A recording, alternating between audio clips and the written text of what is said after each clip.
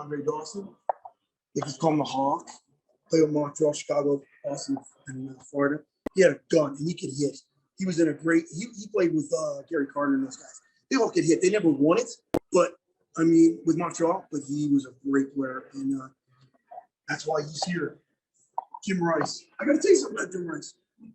In 1986, when he played with Boston, he go play the place that they had this trip to see Boston and the Yankees, and I went to church, took us, and I said, you know what, Buckner's going to hit a home run against him, and so is Jim Rice. But guess what? Buckner hit 2 in the game, and Rice hit 1 in the 8th inning. And the priest looked at me and goes, we're going to beat up Bob on the way just for fun. But he was a great, he won the MVP, he did everything. Led the league in home runs. 1 year, he was just out. He was off the charts. Here's Whitey. Herzog. The man, they call him the White Rat. I call him a lot of other things. Because I did like, he was manager with Kansas City, although they did not win. He did win with St. Louis, though. And he was smart. He was, he gave the Mets fits. And he stopped the Mets twice from winning in 85 and 7 because that Mets team was amazing. I can't say anything bad about that team. The Strawberry team. They were good. They should have won more than once. And if there was a wild card, they would have, because they would have beat them in the playoffs. But Johnny Tudor was amazing. And Keith, of course. And former NBA trainer, manager, Pat McBride for the Bucks. Remember when he told us about he started in baseball first, and he started as a bat boy? Mm-hmm. First game ever was against the Cubs, and he talked about Ron Santo. When I was a kid, that third baseman was amazing. He gave them that in the National League, and even the American League, all they could handle. And at the end, he would always run out on the field before the game, jump and click his spikes together before every game. He was just great. And he could hit that whole team. Hit it. The Cubs were one of the best teams that never won it. That really was a miracle. The Cubs were just, amazing. And I do remember the day after they got eliminated, the reporter was out there sitting in the corner in the break. Like, today, the playoffs should have started. But we're home, sitting in the rain, and the Mets are in it. It's wrong. So, but he was part of that team. I remember Ron. He wore number 10. And he ended up, I think he's gone now. He had diabetes. He ended up not being able to walk after a while. And he was a great player. Here's Colonel Rupert. He's the crook of Boston. He's the one that got Ruth here. He was the one that took a lot of players from Boston away from not just Ruth. Wade Hoy. I'm trying to think. There was another one. I think maybe Bob Musial too. But he was a bootlegger, and he made all his money there. And he bought the Yanks. And the rest is history. Yeah, I'd say so. Okay, we got to see Joe Torre real quick. Yeah, he started with the Braves in the 60s. He was a catcher, and then they moved him to the infield. The Yankees could use a younger Joe Torre right now, I think. Yeah, one that can run though, because Joe, that's the only thing he couldn't do. He could not run. He used to tell you, if I hit the ball on the ground, the automatic double play. But I believe he batted 363 in 1969. But the league, and then he won the MVP. He really much won the World Series, and he was an amazing hitter. He was everything he hit was hard. He was strong, and his brother Frank played too. He was not a very good player, but he played. Just seemed like when he was at the helm, the Yankees just couldn't lose.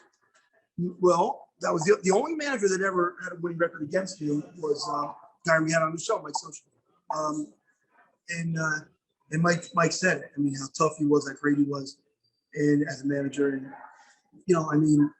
he had the players. Steinbrenner got him the players, and he was. You know what it was? He was laid back, and he handled the press well. He knew how to handle the team. He never got him mad. He just let him do their thing. He helped them along the way, and Joe would tell you a lot of times that he didn't even know how they pulled games out, especially in '98. They won like every game, and Joe never thought anything like that. So. That would happen, 114 wins. But, it happened, and he's a legend because of it. He's just an out legend, And my brother's friend, by the way. The legend among legends. Now, Bob, how could we forget? Mike Piazza. He was definitely a hero, had hero status back in the early 2000s. He was a great Dodger. And I don't think anyone can forget that home run he hit after 9/11. Right. I mean, you could feel like the earth shake with the emotion Not only was a great player, he was came Mr. out. America, so it was fitting for him. Mr. America. Did he ever get a World Series ring? He was on the Marlins in '98. No, I don't believe he did. That's a shame. But he was with the Mets in 2001, and Clemens, Mr. Nice Guy, threw the bat at him.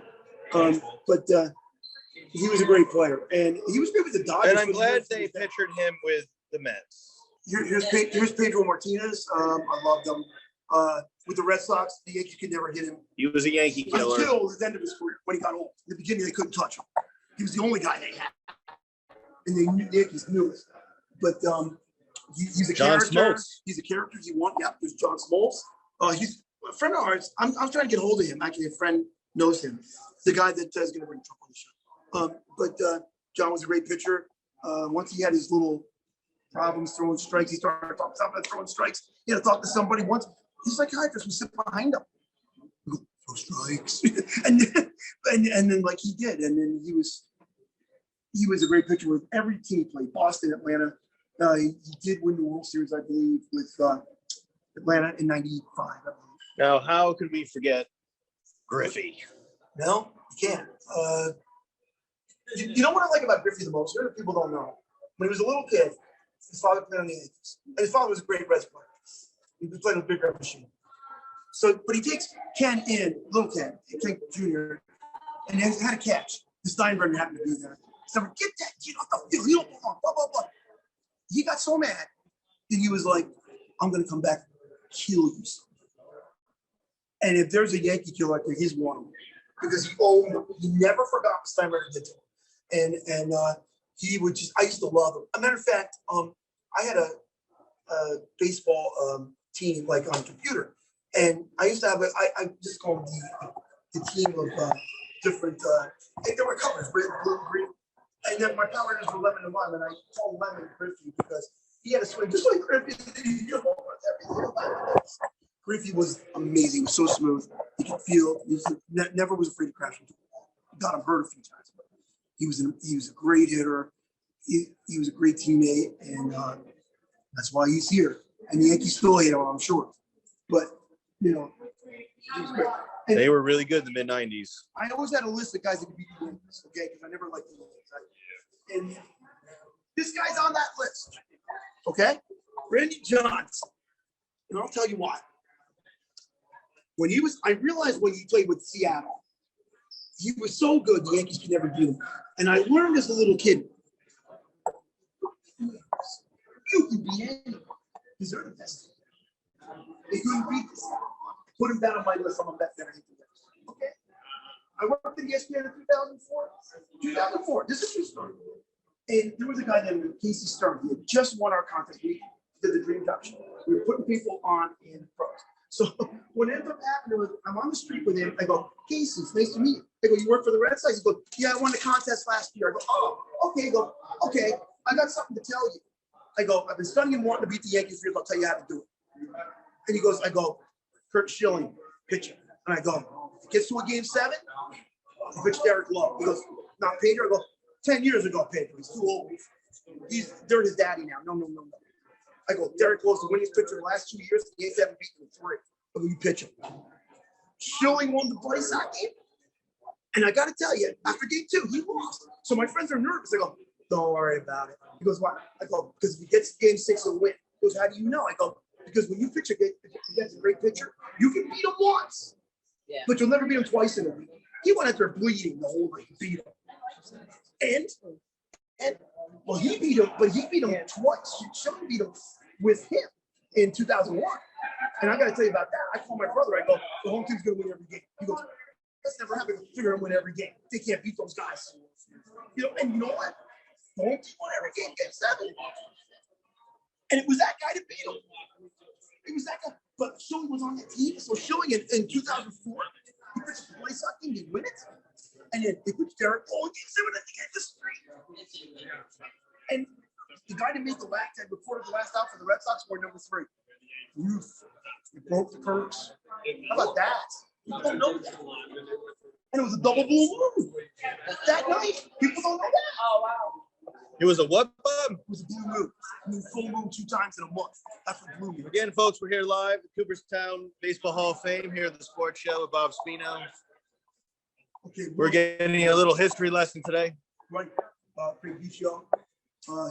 He went to Seton Hall, and he was an amazing player. He was solid. He was a great little short second baseman, and he's a legend. He had 3,000 hits, 600 goals. The guy was just off the charts. And I believe, did he win one? I don't know if he ever won one. He actually ever won one. No, I don't think they did. They were in one against the White Sox, but they lost 4 straight. And eventually, Houston won a couple years ago. So I think that was their first one ever. I could be wrong, but I think that's right. But doesn't change what he was. Greg Maddux. He was a great, Greg, Mr. Nice Guy. He was a different player. He was a Met murderer, right? No, there is no such thing as a non-Met murderer. A non-Met murderer? No, they're all. But Greg was a great. Are you playing against the Mets? Yes, you're a murderer. You're a Met murderer. No, you win. That's what. No, but I liked him the best. I know he was great on Atlanta, okay? But I liked him the best on the Cubs. The Cubs should never have gotten rid of him. He won the Cy Young there. But he was just a great. He never threw hard, you know. But I'll tell you something. Let me tell you something about when he was on the Braves, okay? And people don't understand this. Defense wins. No, hitting wins. Just ask those guys right there with the Yankees, because they win. They've always had the best hitters. They got all these Braves, all those pitchers from back then. Levine, this guy was no joke. 15 years they won what, the division in a row? The Braves? No joke. Right? Is that right? 50. The guy shaking his head, yes. He's a Met fan. Yep. But how many times they win it? 1. And why? Because they had David Justice and those guys in 95. They beat the Indians. Right? How many times the Yankees win? 27. Why? From Ruth on down. Power hitter, power hitter, power hitter, power. Do they got people in the Hall of Fame? Here? Yeah. But most of these guys are hitters, not pitchers. All waiting for the sign. That's right. And that's why I'm going to tell you something else. Billy Beane, of course, prospect with the Mets. Yeah, he was out of the league in a week. Out of the league in a week. It was terrible. But he started small, or what they call money. Okay? There's no money in Moneyball. That's the problem. The Moneyball team is the Yankees because they get it, they spend it, they win. They're the Moneyball team. And every year, it's ironic. Oakland just bends down and goes, you can walk right past us. Bend the knee. Yeah, I was gonna say Oakland well, A's. we're on. So it was, it's just one of those, just, I don't want to win. I'd rather you win.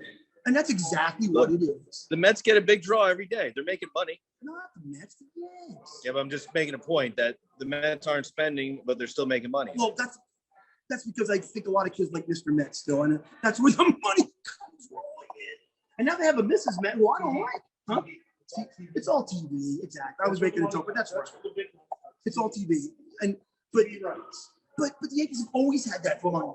They've always had that money from Rupert on down. You may have to be a bootlegger, but if that's what it takes, that's going to get you guys. If you're going to steal money from the rest of us, because the first 20 years, the Yankees didn't win. That's people don't know. They went 20 years before they won one. 1903, 1920s, that's 20 years. But it's all about hitting. And let me tell you something else, guys. Anybody wants to listen, they can. There was a guy named Bob Veal. He was a pitcher in the 60s. He was the guy that said, good pitching stops good hitting. But you know what else he said in that statement? And vice versa. Somehow the vice versa got lost. Somehow it got lost because you still got to score the most runs, and they always do. The always do. There was a guy over there. We didn't stop for him. There was a Washington Center player in 1926, and they asked him. They said, "Why can't you beat the Yankees?" And he goes, "Because we scored 9 runs a game. And the Yankees scored 10 runs." It's about hitting. You got to get points on the board. You got to get runs, points, goals, whatever it is. Offense. Why do you think the Edmonton Oilers are so great? 1, 2, 3, goal. 1, 2, 3, goal. Western hockey. That's what I call it. Because defense is built in hockey. All you got to do is learn how to score. I'll score the other guy. It's all about scoring. It's all about hitting. The world doesn't know. The world doesn't know, Bob. Here's Chipper Jones. I think it's unreal because he is the guy that, the Mets think that they're trying to stop him by going, this is called Larry. Is that the Mets' claim to stopping somebody or their solution? Meanwhile, he went after and beat him every day. He killed him. He named his son Shad for Shea Stadium because he had so much fun there. And the Mets still love it. That's how pathetic the Mets are. You know, the Mets are so pathetic. They give a guy a bobblehead at night. They've been paying for 25 years. Not bad. Thank you. I think this past year, Bobby finally got his last $1 million, right? Yeah, that's final. And so the Mets people, get the heck out of here. You took us. We're going to give you a bobblehead. Like, that's real fun. Yeah, it's unbelievable. It's just amazing. You know? But that's the Mets. That's none of your Met fan, you know. Yeah. But yes. 1991. Yes. Right. Jack the Cat.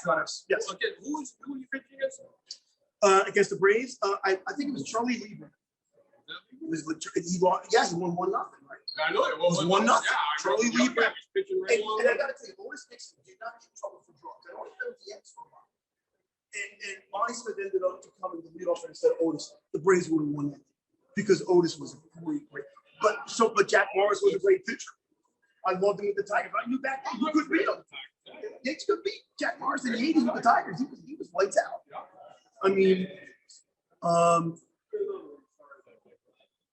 no, it was Charlie Lieber. You can look it up. I believe that's correct. Lefty. He was a lefty with the Braves. I think he was with Kansas City Royals too. I believe Lieber was. I think. Yeah. He came up. Yeah, he did. Right. Because wasn't he like in the mid '80s when with Brett those guys? And I think the year that let's see, what year did the Royals win? '85. Yeah, they won '85 and then the Twins won in '87. And I believe Lieber might have been on that team. Like, or was he even older? Was he on the Yankees in the late '70s or against the Yankees in the late '70s with the Royals? He pitched in those 77 and 8. In the 80s, I think. Yeah, okay, I'm thinking 80s. That's what I'm thinking. So that would be he won in '85 because he was on that Royal team that smacked off the Cardinals when the guy cheated. When he was out.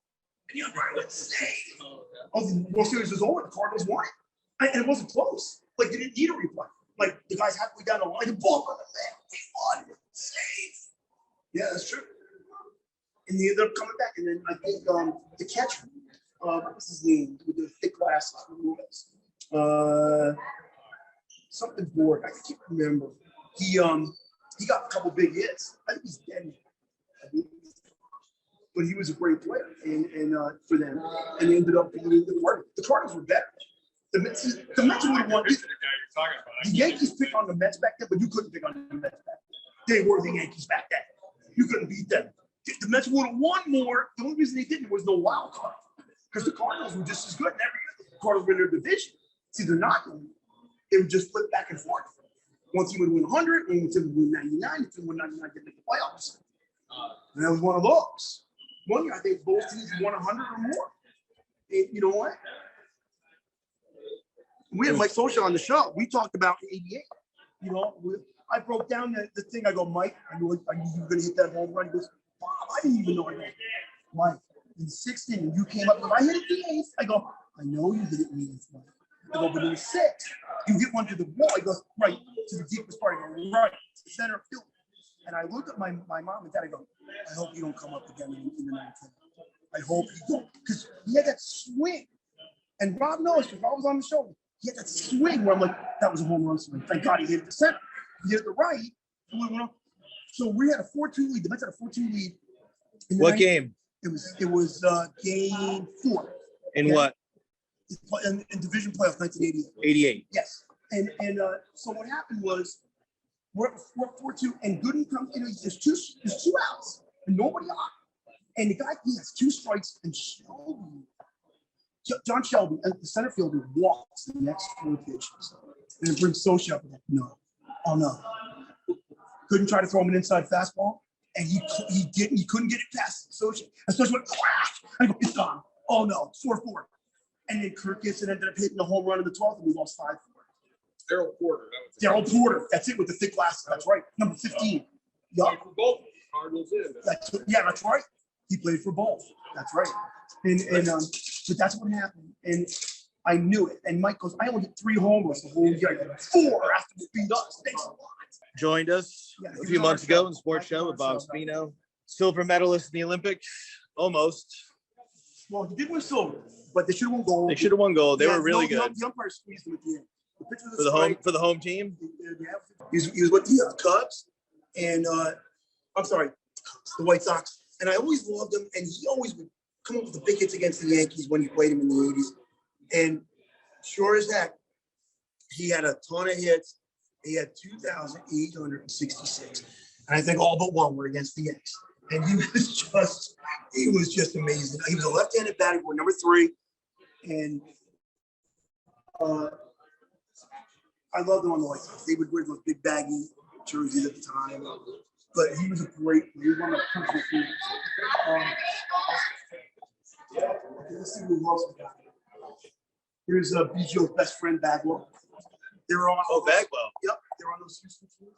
And